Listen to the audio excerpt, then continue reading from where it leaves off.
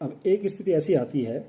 कि जो tender vote या निवेदित मत की हम बात करते हैं कि कोई व्यक्ति आता है जो प्रथम मतदान अधिकारी के पास आएगा, उसको एक स्लिप देगा और स्लिप देने के बाद जब प्रथम मतदान अधिकारी उसका नाम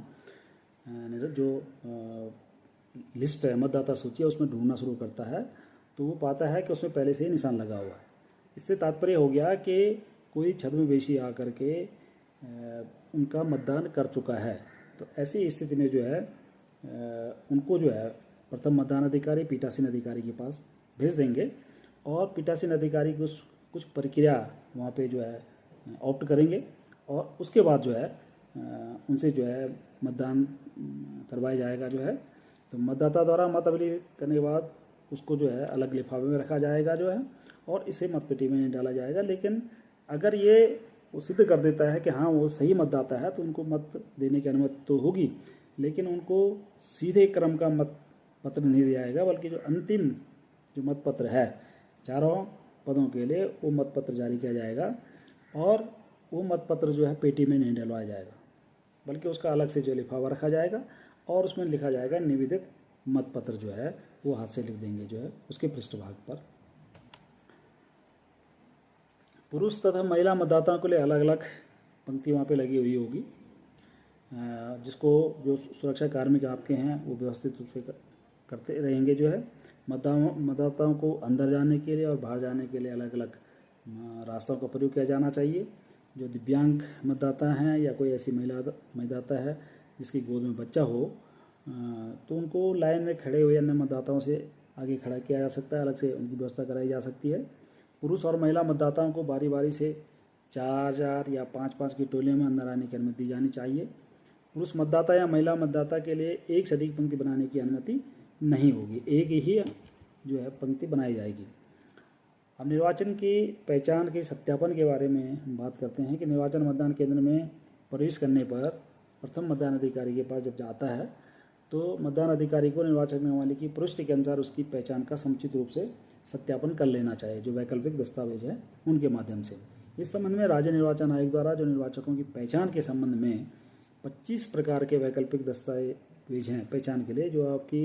हैंडबुक है उसके पृष्ठ संख्या 34 से 35 में निर्धारित किए गए हैं, जिनमें से किसी एक को मतदान के समय मतदाताओं द्वारा पहचान को दिखाया जाना अनिवार्य है। गैर सरकारी पहचान पर्ची जो है बाहर एजेंट है वो देते हैं, तो उसे किसी उम्मीदवार या उसके अभिकर्ताओं द्वारा दी जाए तो वो पहचान का आधार नहीं हो सकती है जो है। इस बीच जो है कई महिलाएं वहाँ पे आएंगी जो निरक्षर होंगी, प्रदानशील महिलाएं होंगी। तो ऐसी महिलाओं को जो कि विशेषतः प्रदानशील महिलाएं हैं,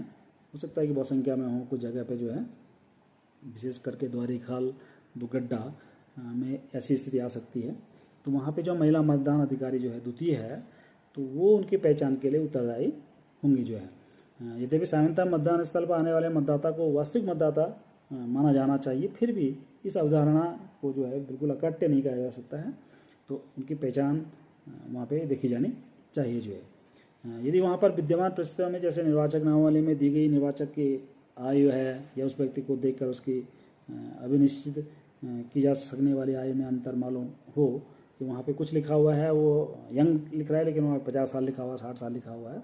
तो अगर कोई शंका हो तो उसे मतदाता की सही पहचान और वास्तविकता के बारे में अपना समाधान कर लेना चाहिए और उसके बाद ही मतदान की अनुमति देनी चाहिए जो है।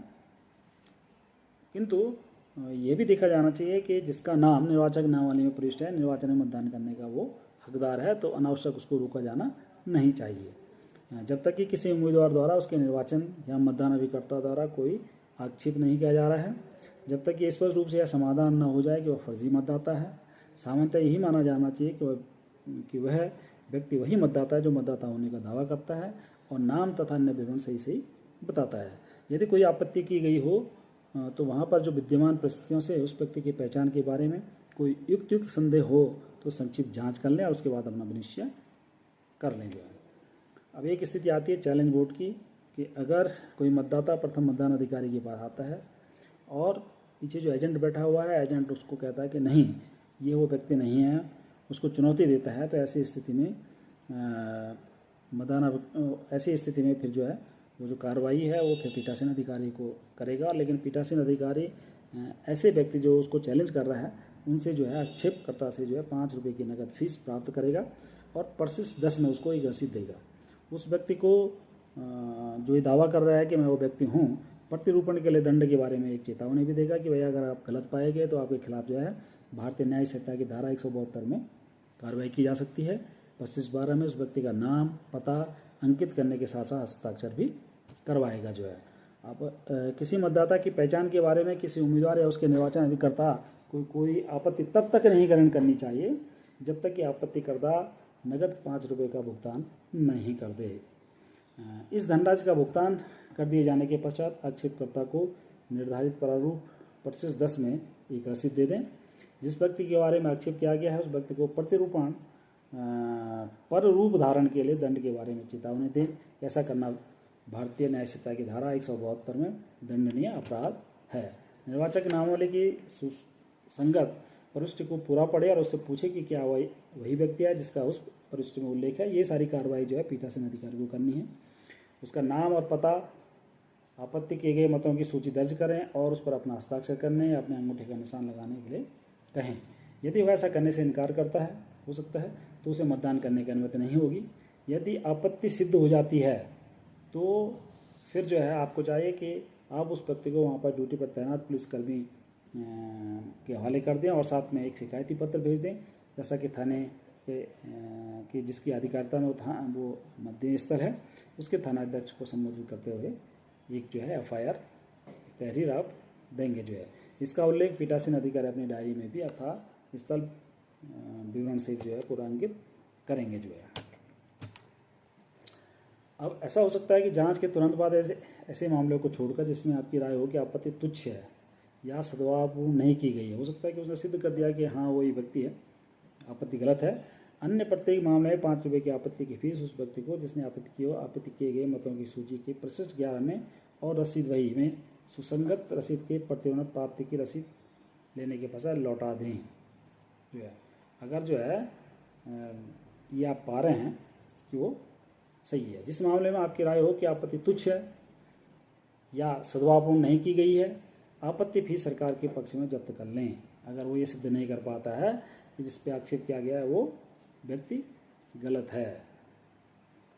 तो उसको जब्त कर लेंगे और उसे आक्षेपकर्ता को न लौटाएं और प्रारूप के स्तंभ में तथा रसीद बही में सुसंगत रसीद के प्रतिपादन पर जमाकर्ता के हस्ताक्षर करवाने और अंगूठे का निशान लगवाने के बजाय शब्द लिख दें जब्त की लिख दें।